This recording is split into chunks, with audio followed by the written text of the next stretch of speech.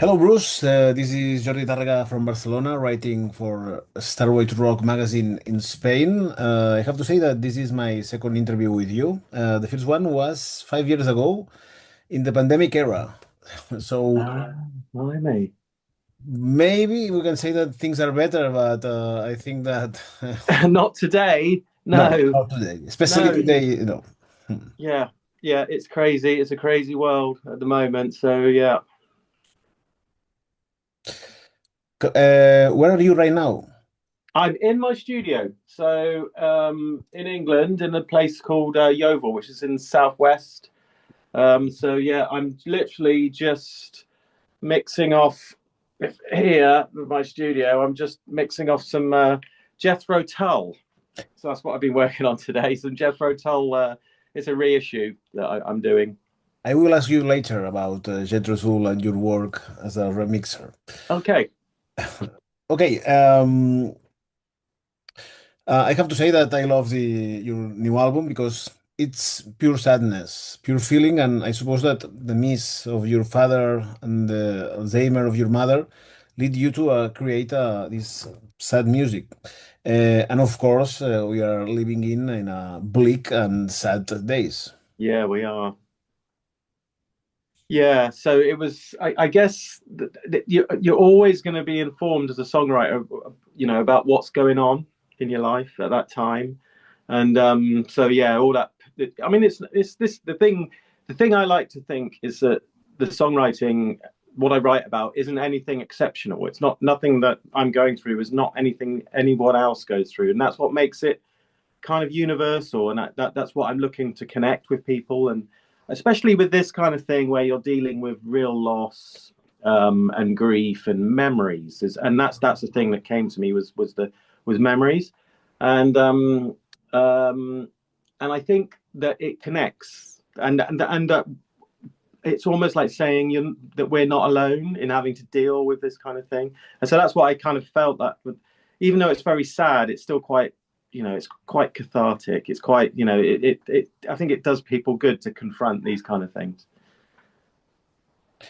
Uh, I need to ask you about the front cover, an old photograph, and I suppose that you are lying in the front cover. Am I I right? am, yeah.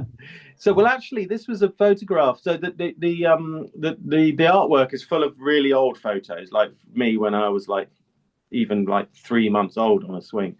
Um, but the front cover was actually taken by my son. He's like 19. I've got twin boys, and he was just we were just walking in this park, and he just took the photo and he said, "Hey, Dad, I think this looks like a really good album cover." And I looked at it, and I thought, "Oh, do you know what? It wasn't staged. I was just lying on this thing." And I sent it to the label, to Kscope, and they made it sort of look all sort of old, and so yeah, it was just one of those lucky coincidences, that front cover.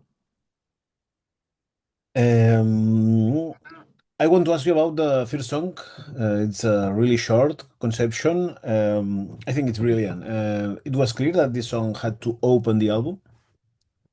Yeah, so that was again, it was written in a city called Concepcion, which is in southern Chile, when we were doing a couple of shows over there. And my mother, so my father, I think by that point, I don't know, is he still alive? I can't remember. But my mother was she has extreme dementia. She doesn't really recognize anybody. She just walks up and down the corridor perpetually, backwards and forwards in this nursing home. And we were driving along in Concepcion, and I looked out in the harbour, and there were these shipwrecks literally in the harbour, and I just thought, oh my goodness, it just felt like being so far away, being 3,000 miles away or whatever it was from home, from my mother, just made me think. And I looked at these shipwrecks, and I just came up with that line, the shipwrecks in the harbour surrendering to the sea with the slowest wave goodbye. And that's what it's like when you're dealing with losing someone to dementia, really, and to Alzheimer's. She's had it for so many years, like 20 years now, and it's the slowest goodbye that you can have. Now, she doesn't recognize anyone. She won't. So yeah, and I just thought, well, that's that. It just felt right at the time to write that little song. I have lived Alzheimer closer because my grandparent had. Wow, oof, it's one of the hardest things that I have ever experienced ever. It's horrible, isn't it? I just don't. That's the thing. That's why I was singing about it, and because so many people now, I think Alzheimer's and dementia is so common for people that that you have these memories of your parents or people that you love. It could be anyone, and then all of a sudden they become these people that you don't recognize, and yeah, it's not fair, really not fair, and so I think singing about these things, it's I mean, even though it's really sad, it's that the album does sort of what I've done really in dealing with grief, and I think what a lot of people do is that once the horror, of the end is over, and you get the chance to sort of regroup and get your head together, you start to actually have lovely memories of your these people. You start to think a lot further backwards, and you don't think about the sort of the end of the end years, which quite often, sometimes people have wonderful end of life, and it's good, but most people don't, unfortunately. So the album then does sort of focus on the memories of my, really going back to childhood memories and the happiness. So there is happiness in the album as well. Mhm. I have read that most of the this stuff was recorded in hotel bedrooms while you were touring. Yeah, yeah. So this was a thing. So I had some ideas, and I was in literally sat here coming up with ideas. And the thing about this studio is that this is where I come every single day. Every single day I come here, and I'm mixing other people like Jeff Tull or whatever. And then I think, okay, I've got a solo album to do, and you think, well, it kind of feels like, well, surely that you need to have something, something different, something to really put you in this, in a different place. So I thought, right, we're going on tour, and we're lucky with the Pineapple Thief because we have quite a few days off, and we also, when you have a gig day, you turn up at 10 o'clock at the venue, and it's not like the old days where you're walking in carrying your amplifiers and your guitars and setting everything up. All the crew do that, and in the early days I said, oh, can I help, can I help with doing things, and everyone said, Bruce, no, just go and relax somewhere and come back at 5 o'clock when sound check time. So I was like, well, I've got all this time doing nothing. So I spent a lot of time playing guitar, writing lyrics, and the title track, Ghost in the Park. I remember we were in Oberhausen in Germany, and there's a park there called the Kaisergarten, and I sat there all day and just watched these people walking past, like people with prams, with families, old people walking past, all kinds of people, and the memories and feelings that brings to you. And I just wrote all the lyrics for Ghosts in the Park on that moment. And then where it really came together was that when you have the hotels, because when you're in a band, when the trouble is with touring, the hotels are usually in suburban places near airports or whatever, really horrible, like you just really alien, cold places. And so you end up in these hotel rooms, and I just thought, right, let's take this isolation, and separation. You give this real separation anxiety from your family, and I use that positively, if you can do that, to write the songs, to do it. And a lot of the parts did stay from the hotels. I had to re-sing because I was just using a microphone like that, but the guitar I used, which it just sounded really nice plugged in. And when I came back, technically it does sound better when you mic everything up, but it just didn't have that hotel room vibe. I just couldn't get that feeling of being in a hotel room. Everything was right, but it just didn't sound right. So yeah, a lot of it was remains from the hotel rooms. Okay, another song that I love, Day of Wrath. Yeah. What could you tell me about this song? Well, that was a bit of a different one because I think the thing that a bit of a rabbit hole this album was, because when I was talking about, some of the songs were literally about dealing with the end of life of my family, my parents. But then, like I've said, it also made me revisit my childhood. When I was 5, 10, 15, and the time that I spent with my parents. But one of the things that it reminded me of was how much time I wasted having the fear of God in me.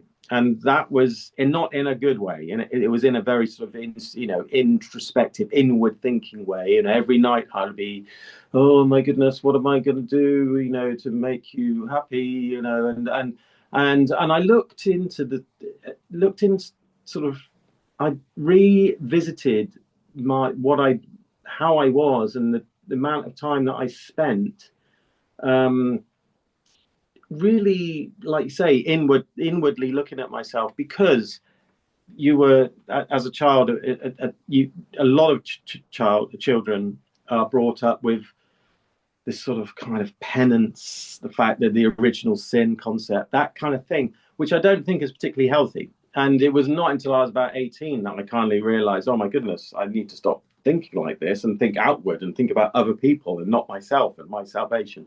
So that's really what that song was about. And it starts off with the chant, which is kind of based on this quite famous piece that monks sing, and it is it's a piece about the day of wrath,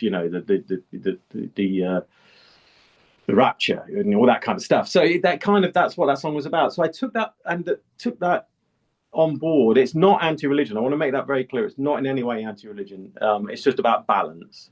And the chorus is, "I will never let this happen to you, because I'm looking at bring it the way that I bring up my children. So I don't want them to grow up with that kind of fear." So yeah, that's what that one was about. Okay, in 2023, you played a solo show in Barcelona. I was there, No, yeah, and really. Yeah, not very many people there. no, but it was really crowded, I think. I Hmm. remember that.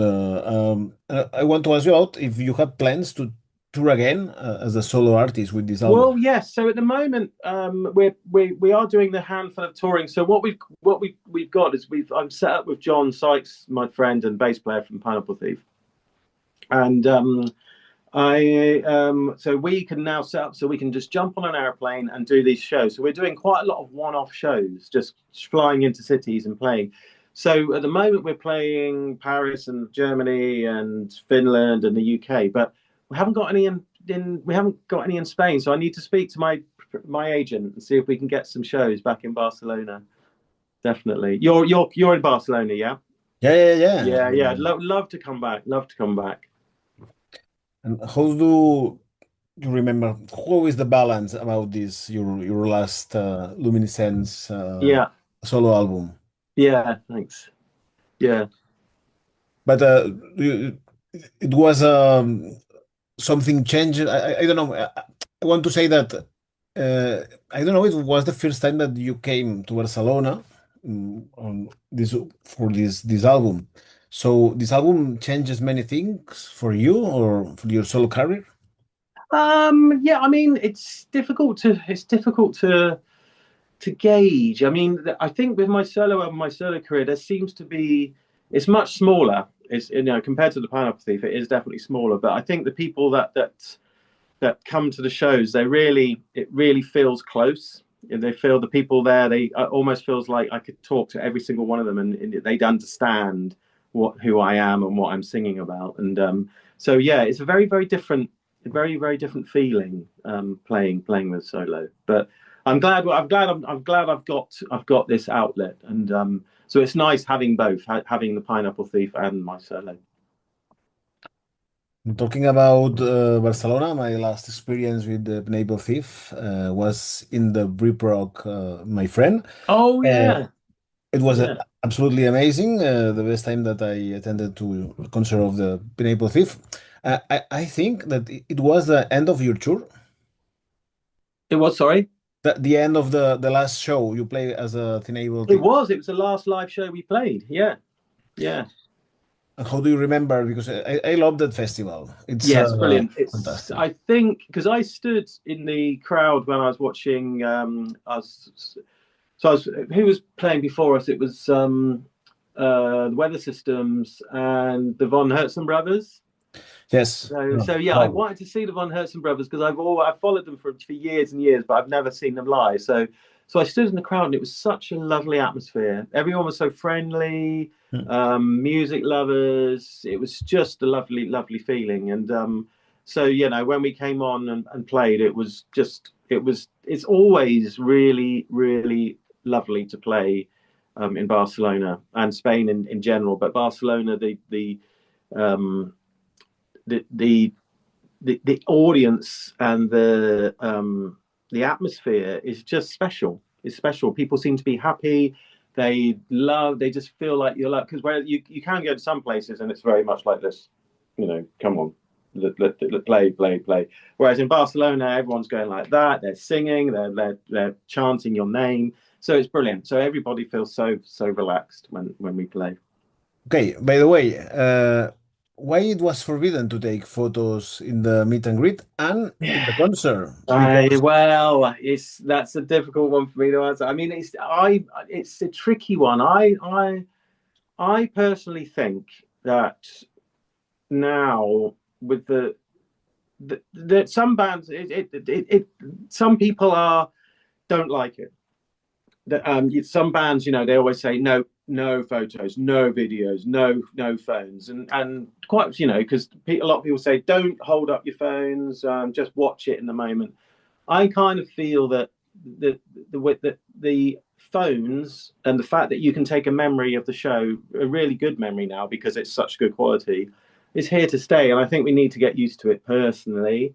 And I think that the I think people now realize that you don't go to shows and you don't just hold your phone up and film the whole thing, but you can take a photo, take some photos just for some memories and things like that. So yeah, it's a tricky one. It's delicate. It's a delicate subject. I mean, there is debate within the band, and but if I was being honest, I'd say, yeah, look, just if people want to take photos, go. As long as you're not interfering with anyone else, or if you're just filming someone all the way through the show, you can make you feel like, well, hold on, I'm here to enjoy myself. I don't want to feel like I'm in on some kind of exam, or someone's going to say, oh, and put it up, say, hey, look, Bruce did this solo and he messed up, or blah. You want to just be able to relax, and if you make a mistake, who cares? Because it's a live show. And so that I can see that element of it, and that's why a lot of people don't like it. But but yeah, it's a tricky debate. Tricky debate.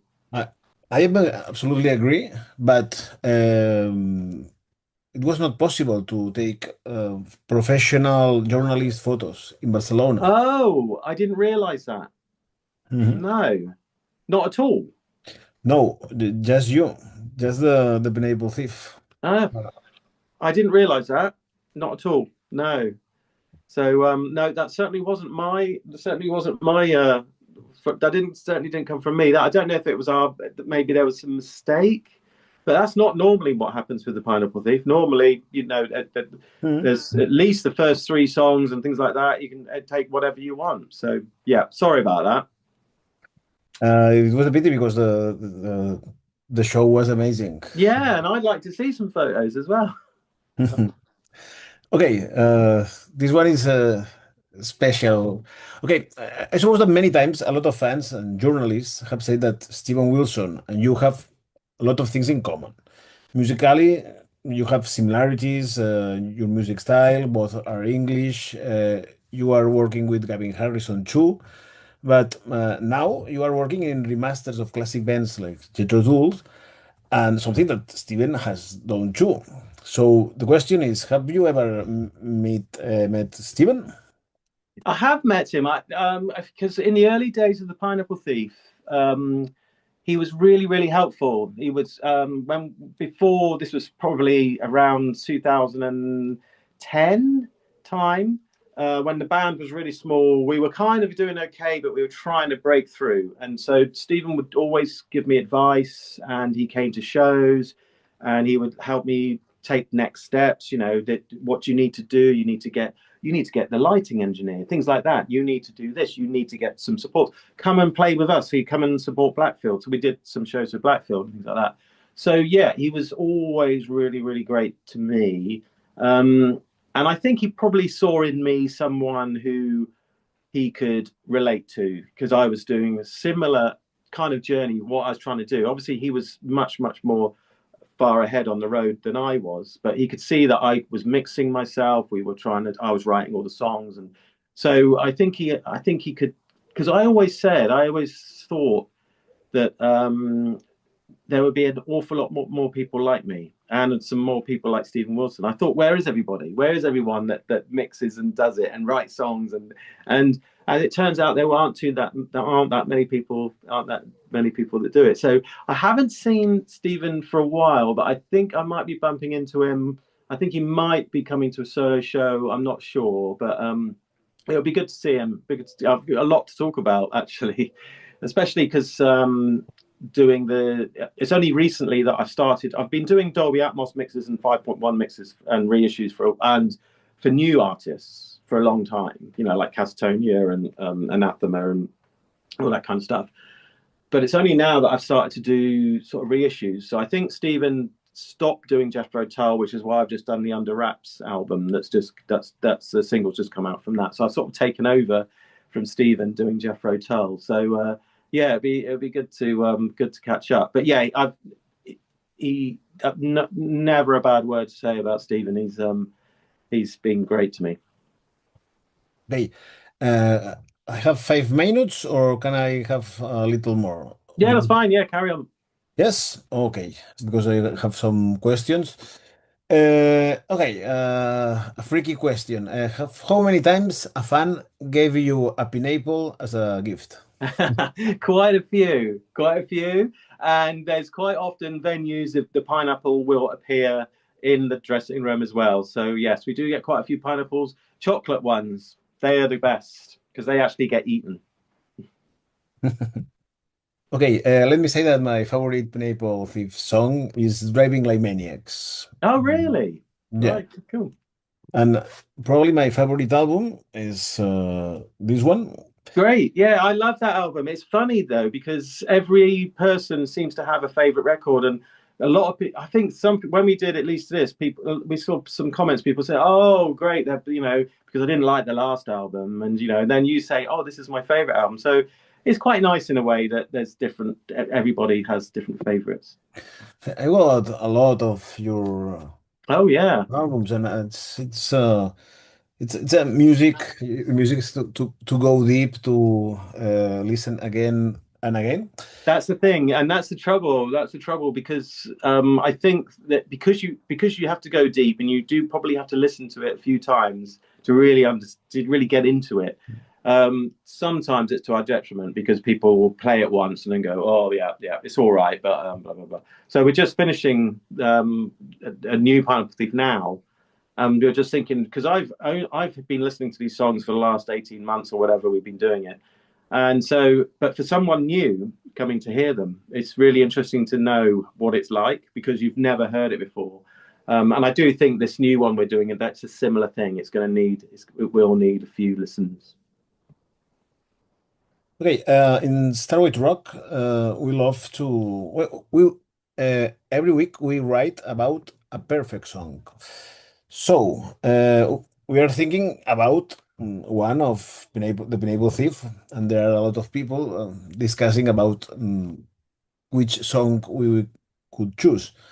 So the question is for you: which is the perfect song that you have ever written? I think as an artist, you're never ever going to say, "Yeah, that's a perfect song. That's a perfect song." That what it's just no, that's brilliant. I don't think there is that. I think that's what drives me on because it's never ever been the perfect song. I know the songs that I really enjoy playing live. Obviously there's Final Thing in My Mind, which is I know is a favorite of a lot of people, and I love playing it. I love singing it. It's almost perfect. And I really enjoy playing the title track from the last record. It leads to this because it just feels like it just never outstays its welcome. And but it's very very hard when you're talking about your own stuff. Really hard to actually say. I would never say anything I've ever done or we've ever done is perfect. Let me say that some of my mates tell me that In Exile it's a candidate to be a. Oh, really? Yeah, yeah, yeah. It's brilliant. I mean, yes, and that In Exile was the song that really got us, Mhm. above. And it's also got this wonderful guitar solo by Darren Charles from Gold Sticks as well. So he brought a lot to that song. Okay, look, I work in a popular one magazine, the most important and most read magazine in Spain. Cool. And we are asking a special report about the scariest films that you have ever seen. If you can tell me the three movies that when you were a child you couldn't sleep again. Well, I think I would go with the two classic ones, which was the Texas Chainsaw Massacre, which I didn't realize was as good a film. It's like a proper survival horror film. And I thought Texas Chainsaw Massacre would just be, you know, slop, gore, and everything, but it's not. It's absolutely terrifying. And so the first time I watched that, I was really shocked at how psychologically how scary that was. The other one was when my mate took me to see The Exorcist in the cinema, Mhm. and to see that in the cinema was, I was pretty, it's quite an intense film, especially at the end. You read all the stories about the fact they actually made him cry because he was hitting him, director. So yeah, that one. I'm just trying to think what the third, really terrifying horror. Oh, do you know what? Yeah, I'm going to give you a curveball here. When I was young, we went to see Poltergeist 3, right? Okay, I bet no one's ever going to say Poltergeist 3 because it's the big premise for Poltergeist 3 was you look in a mirror and your reflection walks away ever so slightly before you do. And when I saw it as a kid, I was like, oh my God. And I couldn't look in a mirror for about a month after seeing that film. So I know it's not gone down in history as a classic horror film, but Poltergeist 3. Okay, I will check it because I haven't the third part. I haven't. I don't think very many people did, to be honest. Finishing, have you ever cried in a concert? Do you remember the song and the band that moved you so deeply? There was one moment in the set where, especially when I see so many people in the audience, which is, it's a dream come true to be doing what I'm doing. I'm singing my songs and people, and when I see people looking at me, and they're obviously in the moment with me, and I sing these lines, and there's a line in the final thing on my mind, and I think it's after we do this instrumental section, and I do every waking day, it's you I see coming back to me, and I sing that, and I really do. It does make me well up. There's all kinds of emotions that come into my mind then. So it's always a difficult moment. That one for me. Um, I think that your music could be perfect for a movie. Have you ever thought about the possibility to write music for a film? I'd love to. Yeah, I'd love to. If anyone ever needs music for a movie, Hmm. then yeah, get in contact. Because yeah, I've never had the opportunity, but it's like you said, the atmospheric style of my songwriting and the band. Yeah, I think I would find it really easy to do that. I think you are not far to get this. So I think it's just time. Yeah, You will thanks. get it. Okay, the last one is just if you can say, hello, this is Bruce Soord from The Pineapple Thief. Please check my interview in Stairway to Rock. Yeah. Hi, my name's Bruce Soord from The Pineapple Thief, and check out my new interview with Stairway to Rock. It's perfect, Bruce. Brilliant. Great to have you again and hope to see you in on stage or in a third interview if the world continues Yes, tomorrow. yes, if we are still alive tomorrow, and we will definitely allow photographs.